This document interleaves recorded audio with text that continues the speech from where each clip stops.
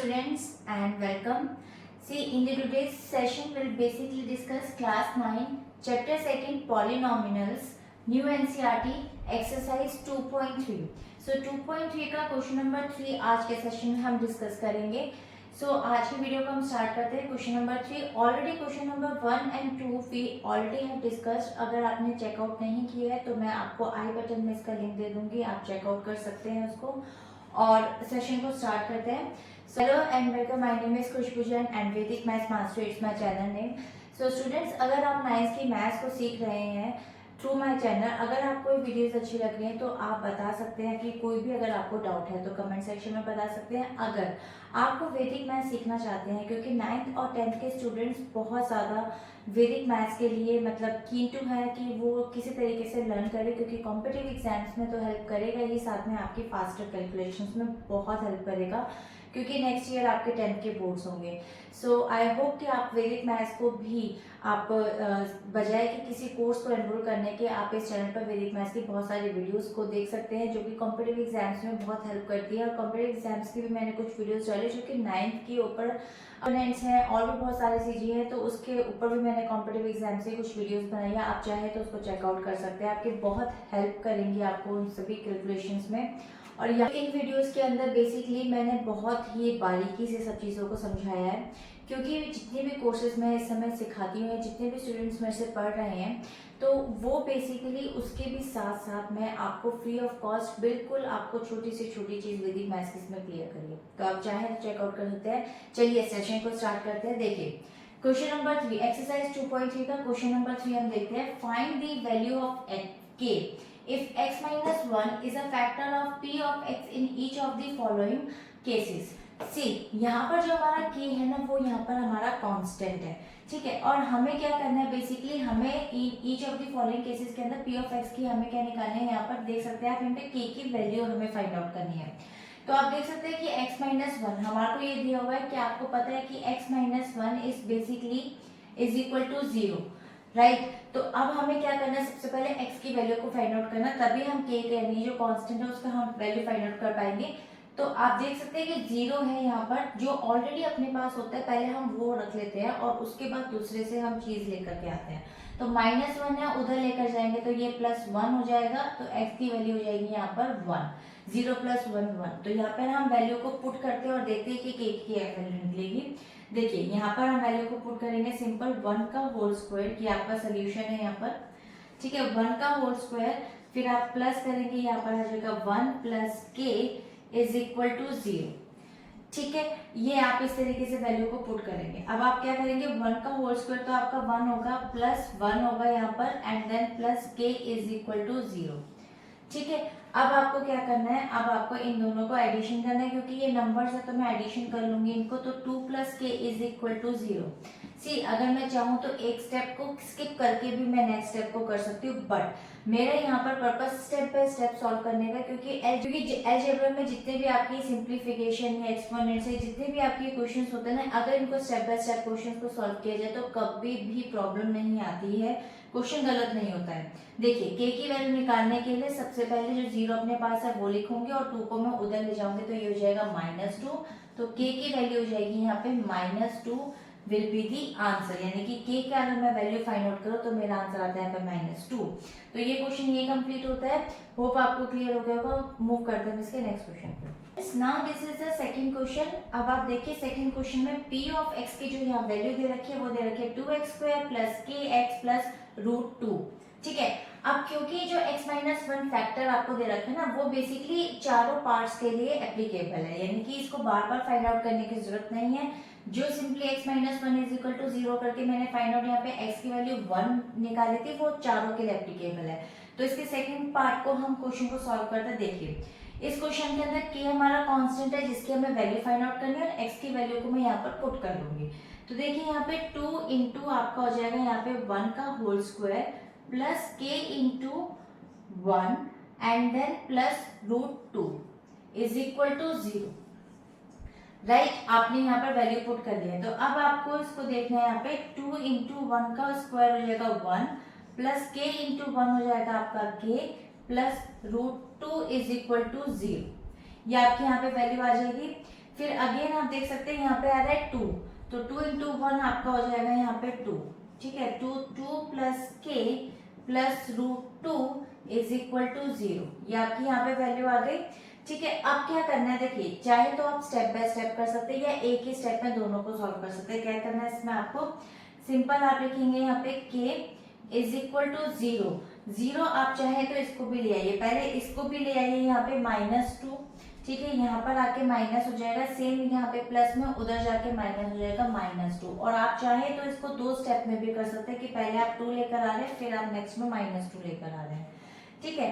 मतलब इस तरीके से भी कर सकते हैं। तो k की वैल्यू क्या हो जाएगी, 0 में से आप -2 करेंगे तो -2 एंड -√2 आपकी ये वैल्यू आ गई, आंसर यही आ गया। लेकिन आप एक काम ये भी कर सकते हैं, जैसे माइनस इसमें आप कॉमन निकाल के भी दिखा सकते हैं। जैसे आप मान लीजिए आप यहाँ पे माइनस को ऐसे कॉमन निकाल लीजिए तो अंदर आपको पता है कि साइन चेंज हो जाएंगे, तो यहाँ आ जाएगा 2 और ये वाला माइनस हो जाएगा प्लस एंड देन √2।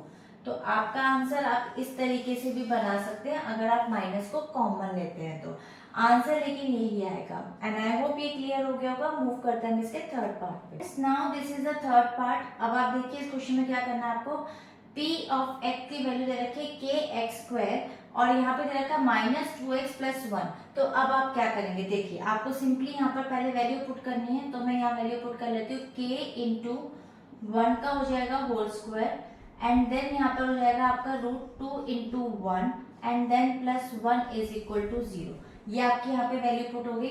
उसके बाद आप देखेंगे k इंटू 1 बेसिकली आपका हो जाएगा k इंटू 1 -2 √2 इंटू 1 बेसिकली √2 हो जाएगा +1 इज इक्वल टू 0, राइट। अब इस तरीके से आपको करना है k इंटू 1, आप इसको मल्टीप्लाई करेंगे तो k ही आएगा आपके पास और -√2 + 1 इक्वल्स टू 0। ये आपका यहाँ पे आंसर आ गया। अब इस तरीके से अब आप नेक्स्ट स्टेप का आंसर कैसे निकालेंगे, देखिए अब आपको स्टेप में यहाँ पर k इज इक्वल टू यहाँ पर हो जाएगा 0 के साथ में आप सबसे पहले क्या करेंगे, यहाँ पे हो जाएगा ये +√2 क्योंकि ये वाला यहाँ माइनस में था, यहाँ के प्लस में हो गया एंड देन -1, ठीक है। यहाँ प्लस में था, यहाँ के माइनस में हो गया, तो वैल्यू आपकी क्या आ जाएगी, देखिए 0 में अगर आप √2 को प्लस करेंगे तो √2 ही आएगा और ये आ जाएगा -1। तो ये बेसिकली आपका आंसर आ गया, √2 - 1 will be the answer of k constant जो आपको दे रखा है, पूछ रहा है, ठीक है। तो अब मूव करते हैं हम इसके नेक्स्ट क्वेश्चन पे। Now this is the fourth part. See, p of x is equal to kx² - 3x plus k। आपको वैल्यू दे रखी है। अब मैं इसका सोल्यूशन आपको बताती हूँ वैल्यू पुट करके। यहाँ पर सिंपली मैं क्या करूंगी, यहाँ पे k मल्टीप्लाइड बाय 1 का होल स्क्वायर जो आपको यहाँ वैल्यू दे रखी थी -3 into 1 plus k is equal to 0, ठीक है। यहाँ वैल्यू मैंने पुट कर लिया। अब देखिए मैं क्या करूंगी, सिंपल k 1 को अगर मैं 2 टाइम मल्टीप्लाई करती हूँ स्क्वायर तो 1 ही आएगा और k इंटू 1 आपका हो जाएगा k। तो मैं सिंपली यहाँ k लिख लेती हूँ एंड 3 इंटू 1 हो जाएगा 3 and then again plus k is equal to 0। Now you can see here k and k it's basically 2 times same variable है, 2 टाइम्स सेम वेरिएबल है। तो whenever you have the same basis, यानी कि same variable अगर आपको दिया हुआ होता है, सब कुछ सेम दिया हुआ होता है, अगर आपको बेसिस एक्सपोनेंट्स वगैरह सब चीजें, तो आप एडिशन और सब्ट्रैक्शन कर सकते हैं उस केस में, ठीक है। तो अगर यहाँ k 2 होता तो आप एडिशन नहीं कर सकते थे। मैंने अभी आपको बोला अगर सेम बेसिस दिए होते विद एक्सपोनेंट या विदाउट एक्सपोनेंट, तो सेम है यहाँ पर, तो मैं एडिशन और सब्ट्रैक्शन उस केस में कर सकती हूँ। यहाँ पर ये दोनों प्लस में है तो मैं एडिशन कर लूंगी, तो 2k - 3 हो जाएगा मेरे पास यहाँ पे and is equal to 0, right. अब मेरे को क्या करना है, सबसे पहले मैं वहां पर 3 को ले जाती हूँ, तो वो मेरा हो जाएगा यहाँ पर 0 + 3, राइट। तो 0 + 3 होने के बाद में मेरे पास आंसर आ जाएगा यहाँ पर 0 + 3 विल बी 3। उसके बाद में k की वैल्यू मुझे फाइंड आउट करनी है, तो k की वैल्यू के लिए 3, और जब भी हमारे यहाँ मल्टीप्लाई में होता है तो यहाँ इक्वल्स टू से उधर जाएगा तो अपॉन में हो जाएगा, यानी कि मल्टीप्लाई का उल्टा डिवीजन, डिवीजन का उल्टा मल्टीप्लिकेशन, एडिशन का उल्टा वहां मतलब इक्वल्स टू से उधर ले जाते हैं तो सब्ट्रैक्शन, एंड सब्ट्रैक्शन का ऑपोजिट आपका इक्वल्स टू से उधर जाते हैं एडिशन। तो ये बेसिकली कुछ बेसिक मैथ्स रूल्स होते हैं जो शायद आपको पता भी होंगे, डेफिनेटली पता होंगे, बट मैंने कहा आपको बता देती हूँ। तो ये हमारा क्वेश्चन क्लियर हो गया है। अब हम इसी सेशन के अंदर क्वेश्चन नंबर 4 को भी डिस्कस कर लेते हैं। क्वेश्चन नंबर 4 हमारा क्या कहता है, उसके 4 पार्ट्स हैं, उसको हम थोड़ा सा टाइम लेके करेंगे। इन द सेंस उसमें छोटी छोटी बारीकियां हैं जो मैं आपको एक बेसिक चीजें क्लियर करा दूंगी, फिर उस क्वेश्चन के हम चारों पार्ट्स कंप्लीट करेंगे। तो मूव करते हैं क्वेश्चन नंबर 4 पे। Students, now this is the question number 4, factorise. Okay, factorise का क्वेश्चन पार्ट नंबर 1 में देखिए क्या बोल रहा है, 12x² - 7x + 1। देखिए ये क्वेश्चन ऑल टुगेदर बिल्कुल डिफरेंट है, यानी कि इसमें हमारे को कोई भी वैल्यू पुट नहीं करनी है। इस क्वेश्चन को हमें फैक्टराइज करना है, फैक्टर निकालना है। जैसे अभी आपने देखा था कि फैक्टर में जैसे x - 1 आपको दिया था और = 0 करके हमने x की वैल्यू उससे फाइंड आउट कर ली थी। इसी तरीके से हम इसको फैक्टराइज करेंगे। अब देखिए एक बहुत सिंपल फंडा है इसको समझने का सबसे आसान तरीका ये होता है कि जो यहाँ पे स्टार्टिंग की डिजिट होती है और जो यहाँ पर लास्ट की डिजिट होती है, सबसे पहले हम क्या करते हैं, उसको ना मल्टीप्लाई कर लेते हैं। यानी कि 12 को मैं मल्टीप्लाई कर लूंगी 1 से, तो 12 1 से हो जाएगा 12। अब देखिए सबसे पहले हमें क्या करना है, सबसे पहले मैं क्या करूंगी, जो मल्टीप्लाई करने के बाद डिजिट आई ना, उसका मैं यहाँ पर ना एक देखिए छोटा सा कॉलम बनाती हूँ और 12 का ना एलसीएम ले लेती हूँ। तो 2 की टेबल में 12 आता है, 2 6 12, सिंपल। उसके बाद 2 की टेबल में आता है 2 3 6 एंड देन 3 1 3, यानी कि आपका यहाँ पर बेसिकली ये 2 टाइम्स आ रहा है, यहाँ पर 2 2 होता है आपका यहाँ पर 4, ठीक है। 4 और 3, यानी कि अगर मैं मल्टीप्लाई करूँ 4 × 3, मेरे पास आ जाएगा आपका यहाँ पर 12।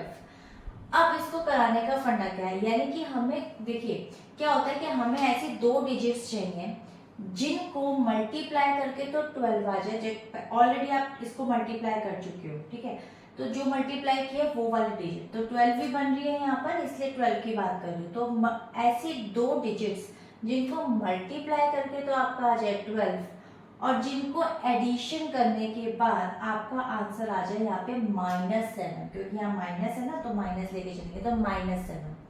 अब सिंपल 2 डिजिट तो हमें मिल गई, 4 + 4 और 3, क्योंकि 4 × 3 आपका होता है 12 और 4 और 3 को अगर मैं एडिशन करती हूँ तो होता है 7।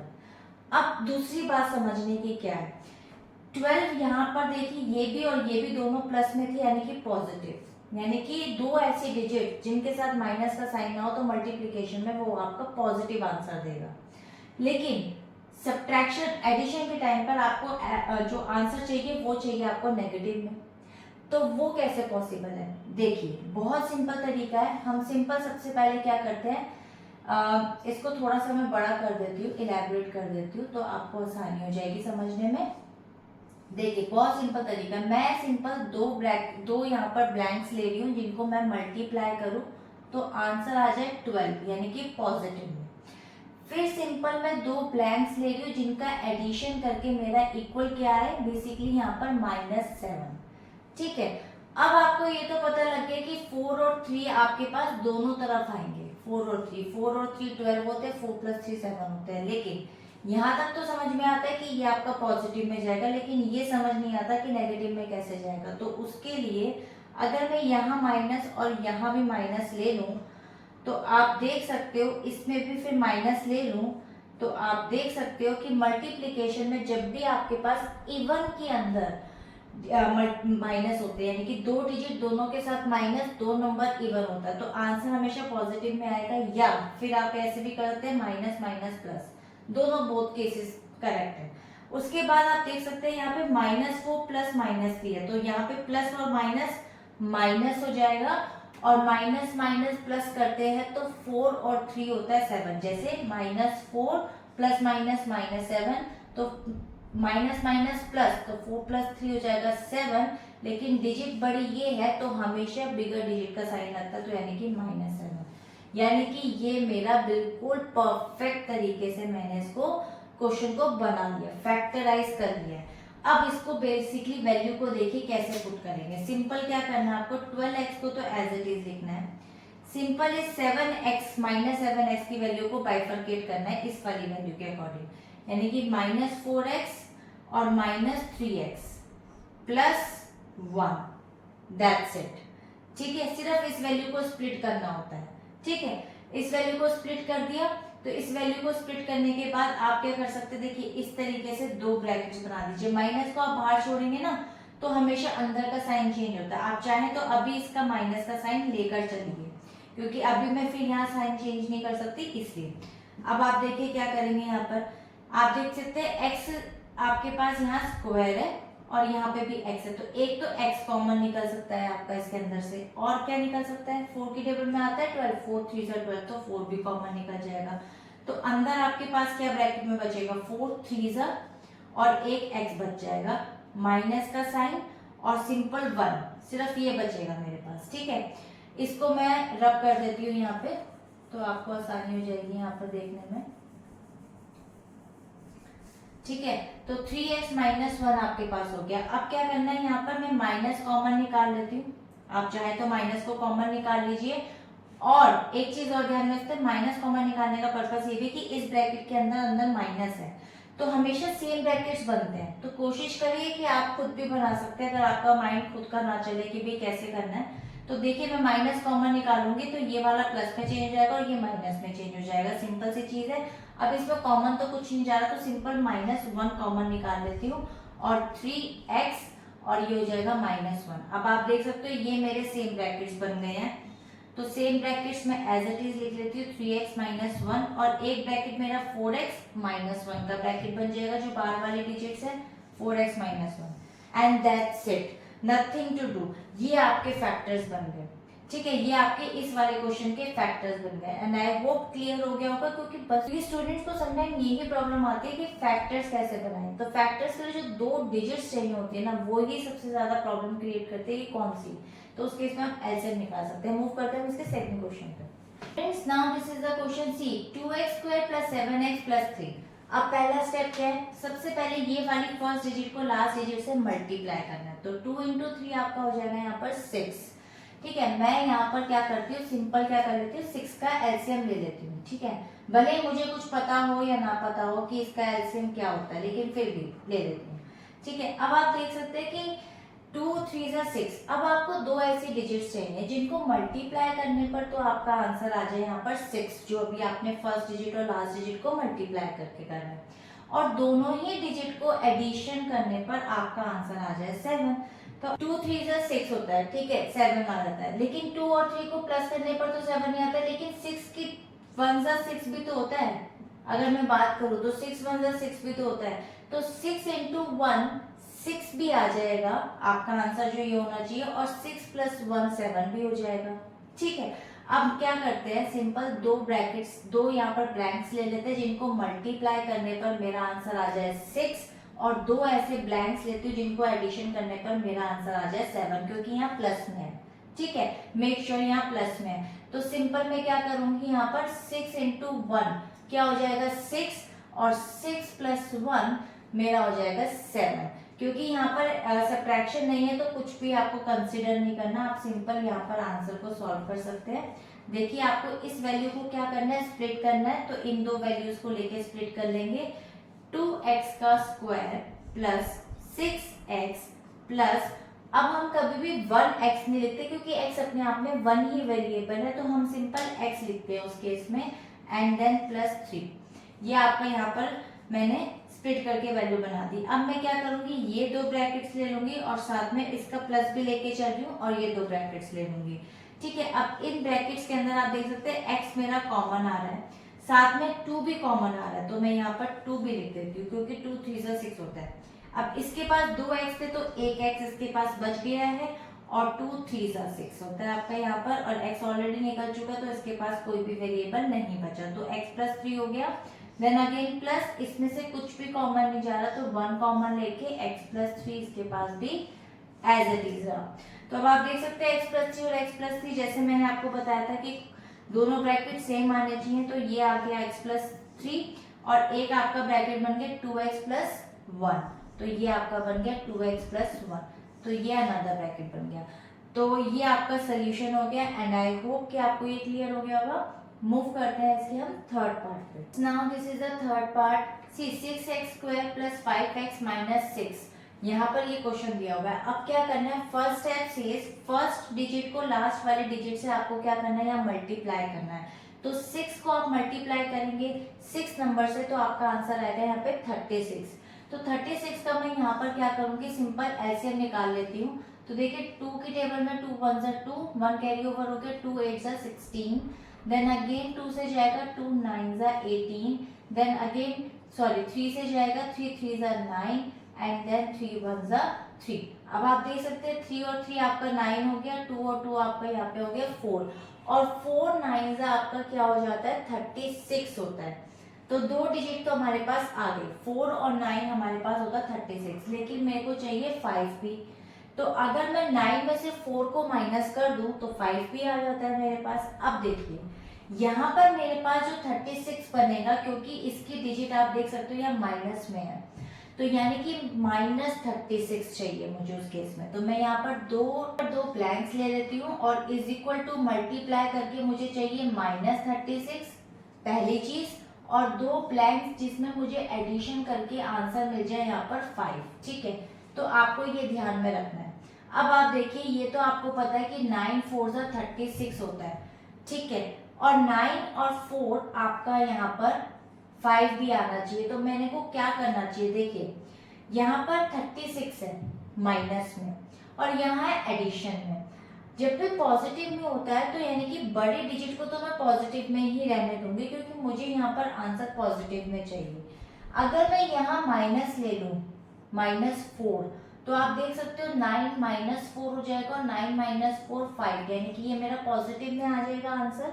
और इसी तरीके से अगर मैं यहाँ माइनस में भी ले लूँ, क्योंकि ऑब्वियसली एक में माइनस है तो यहाँ पे माइनस लेना पड़ेगा -4, तो 9 4 जा 36 और एक मेरे पास यहाँ पे प्लस माइनस माइनस मल्टीप्लीकेशन में भी आंसर करके आ जाएगा। तो 2 फैक्टर मैंने यहाँ बना लिए जिनको मुझे स्प्लिट करना है, ये वाली वैल्यू को मुझे स्प्लिट करना है। तो देखिए अब मैं क्वेश्चन को कैसे लिखती हूँ, यहाँ पे सिंपल 6x² 5x को मैं स्प्लिट कर लूंगी अकॉर्डिंग टू दिस, यानी कि +9x -4x और -6, यही करूंगी ना मैं।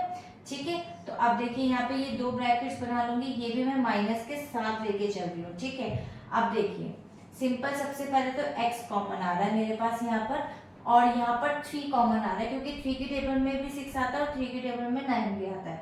तो 3 में कॉमन लेकर के ब्रैकेट के अंदर लिखूंगी यहाँ पर 2, और इसके पास 2x थे तो 1x इसके पास बच जाएगा, 3 3 जा 9। ठीक है, इस तरीके से आगे वैल्यू आपके यहाँ पर। और अब आप क्या करेंगे, यहाँ पर देखिए माइनस में कॉमन निकालोगे, तो जब माइनस कॉमन निकालोगे तो ये वाली डिजिट मेरी पॉजिटिव हो जाएगी और ये वाली माइनस वाली डिजिट भी पॉजिटिव हो जाएगी, यानी कि अंदर के साइन चेंज हो जाएंगे। तो माइनस तो निकाल लिया, साथ में 2 भी कॉमन निकालूंगी, क्योंकि इसके पास x तो नहीं है, लेकिन हाँ 2 2 जा 4 और 2 3 जा 6 होता है, तो ये कॉमन निकाल के यहाँ पर आ जाएगा 2 और साथ में x और साथ में प्लस और 3, 2 3 जा 6। तो ये मेरा ब्रैकेट आप देख सकते हैं, देखिए ब्रैकेट सेम बन गया मेरा ऑटोमेटिकली, बिना देखे सेम बन गया, 2x + 3 सेम ब्रैकेट बन गया, और एक ब्रैकेट मेरा rest of the digits are 3x - 2, so 3x - 2 मेरे पास एक ब्रैकेट बन गया, and this is the answer. So I hope ये क्लियर हो गया होगा। If you have any doubt you can write in the comment section. So move करते हैं हम इसके नेक्स्ट लास्ट पार्ट पे, फोर्थ पार्ट।